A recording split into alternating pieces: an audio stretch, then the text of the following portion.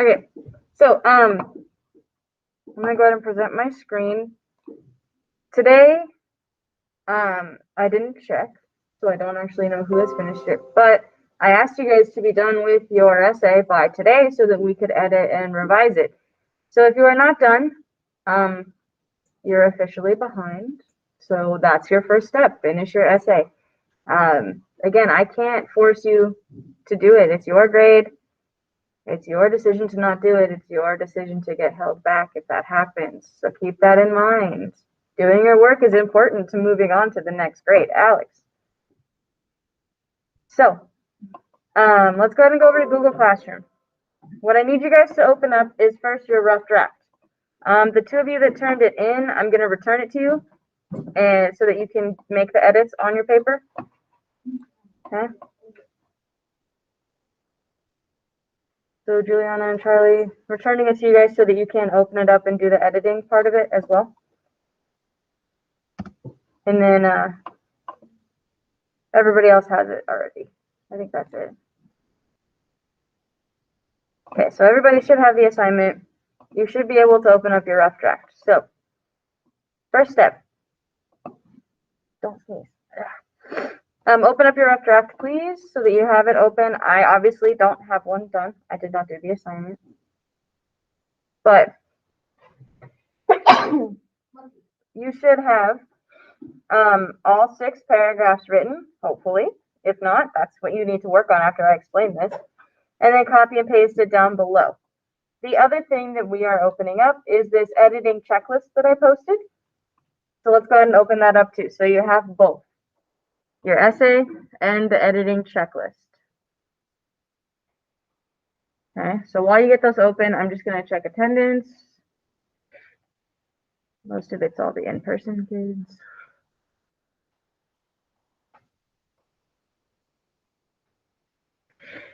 Okay, so go ahead and get that open and have them just next to each other.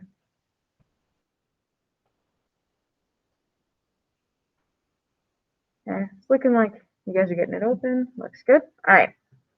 So what we're going to do is just go over what all of these mean. I'll put a little thing underneath too to just kind of restate it if it's confusing. And your goal for today is to read through your essay and make the changes if you need to based on the editing checklist here.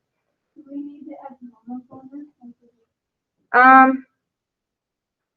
Yeah, we'll talk about the comments in a second. So let's go ahead and go through this really quick. The first one, let me zoom in just a little bit. The first one says the essay avoids first and second person pronouns. What are first and second person pronouns? We just said one, so I, me, my, we. Anything that refers to you is a first person pronoun. What's a second person pronoun?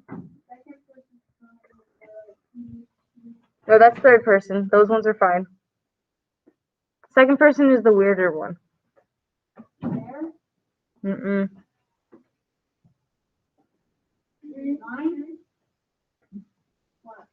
It's you. When you use the word you. You, your, yourself. Things like that. So those are pronouns that you kind of want to avoid. You don't really want to be using I this, I that, me. That's a little bit different, yes. But for the most part, you want to avoid these as much as possible. In the comments, what you're going to do is like a... But you can't use like talking about a different person. You want to try to avoid it as much as possible, yeah.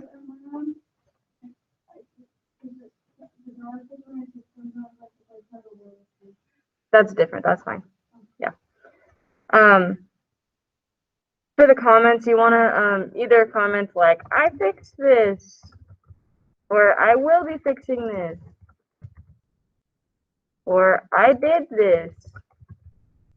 Something that tells me, yes, I fixed this, or I did not need to fix it.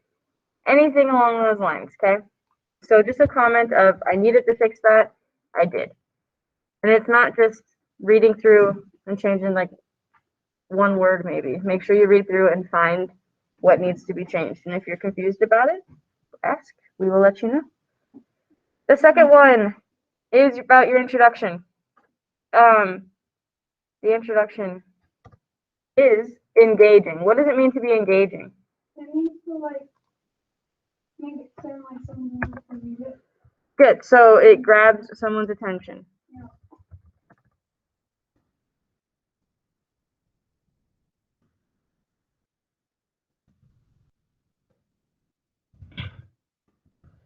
And it includes a hook. We wrote a hook. What's a hook? The hook is to get someone hooked onto it. Yeah, it still gets your attention. It hooks you into reading it.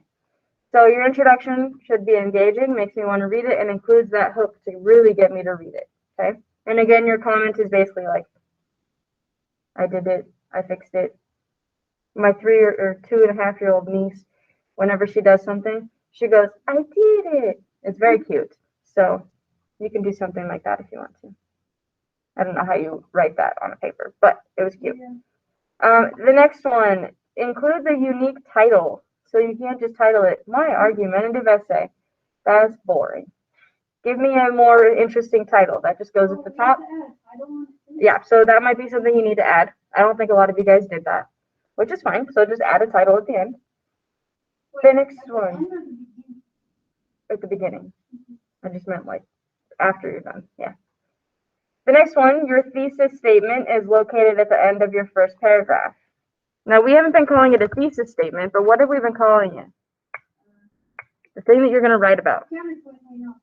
Just your claim. This is your claim. Okay. So this is where you are stating, this is what I'm writing about. This is what I'm claiming. So make sure that's located at the end of your introduction paragraph. Okay. The next one, the body paragraph focuses on the reasons to support your claim. So do you have 3 body paragraphs that give reasons? Yeah. So 3 body paragraphs that give reasons. If you already have it, you can just put a check mark, say, yes, I have it, something like that. But that's what you're looking for on this. 3 body paragraphs that support the reasons, or that give you reasons. The next one says the author uses evidence to support their claims. So do your reasons have evidence to support them? So you should have evidence in each of your body paragraphs.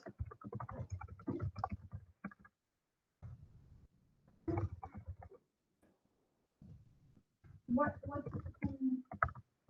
is this evidence that you're gonna also people, is that evidence? Or is that more Kind of. That's more of a reason, and now you want to find like a statistic or something to support it. Okay? So those last 2 were about your body paragraphs, making sure you're stating your reasons and giving evidence to support it. Okay? so like erase it and stuff? You don't need to erase it, just add another sentence that gives evidence, maybe. Okay? The next one, the essay includes a counter argument. What else have we been calling this counter argument? Oh, the counterclaim. A counterclaim. To make sure you have a counterclaim. We had a whole paragraph for that.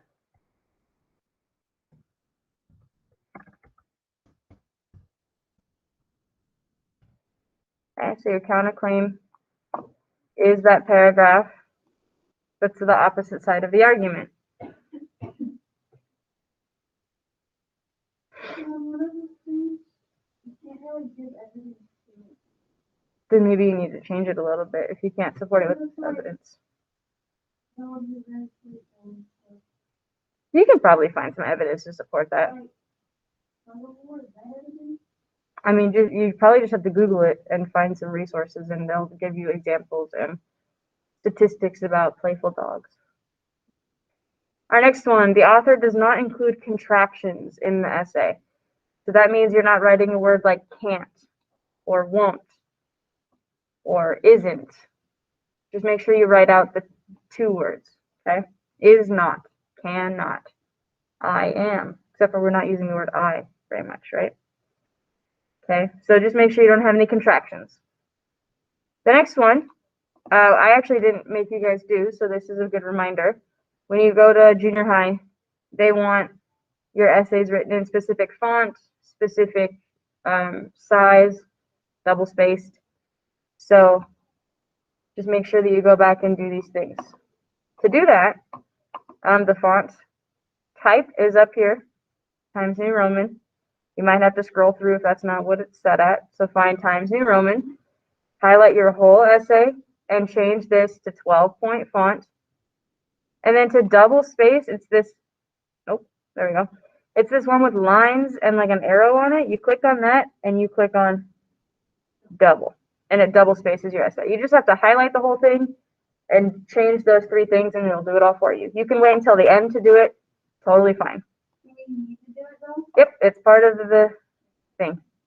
You want to get in the habit of doing it because that's the main way through college even that people ask you to write things. Times New Roman, 12-point font, double spaced. So you want to get used to. No, double space means that it spaces out the lines. Oh, I did that.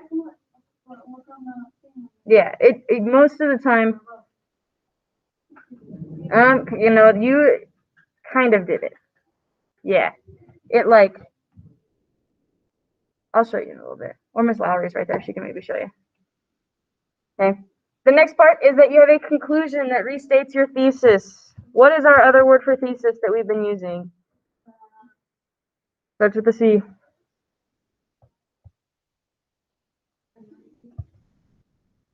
Yes, you guys do. We've used it like 80 times today.